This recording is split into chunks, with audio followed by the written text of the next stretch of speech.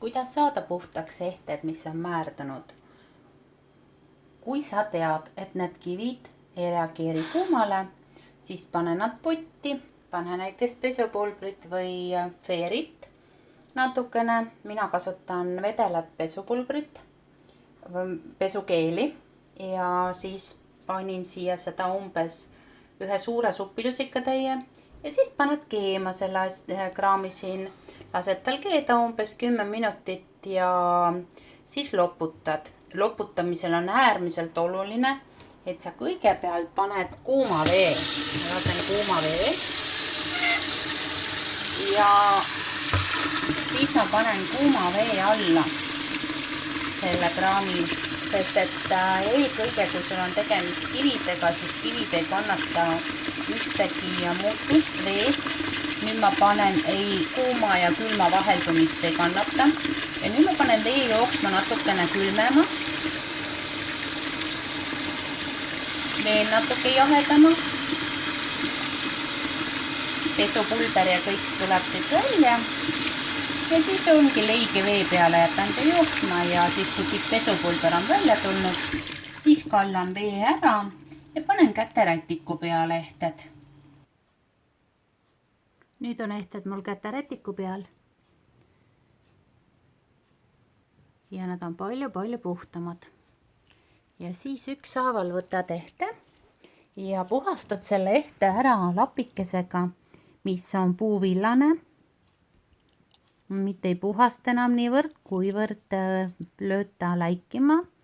Ja see peab olema kasutatud puuvillane lapp. Mitte värske, mitte uus, aga see peab mitu korda läbi pestud olema. Ja siis läbi selle on sul võimalik kenasti saada see hõbe ka läikima. Kindlasti võid kodus katsetada seda, et sa mängid nende kividega, mis sa tead kindlasti, et kannatavad kuuma, aga hõbeketid ja puhas hõbe, et sellega ma soovitan kodus proovida, aga kõik ülejäänud soovitan siiski juveliiril lasta puhastada.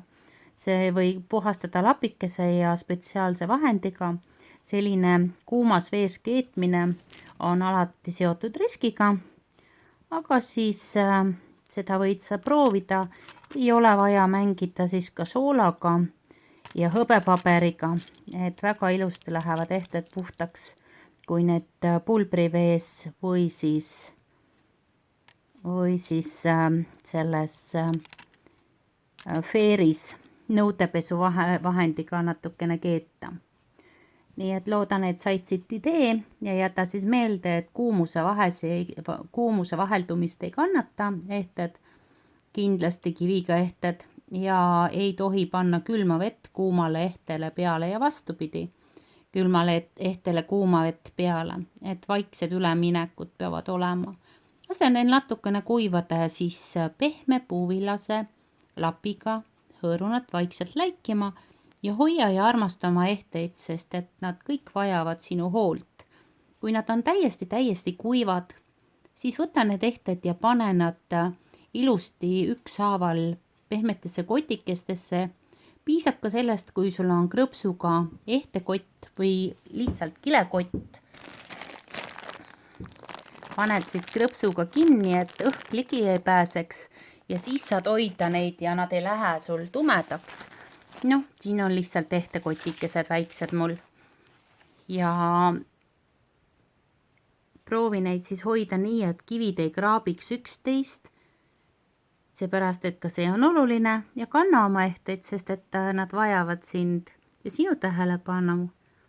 Ja meie ehtekollektsioon, see on Solotars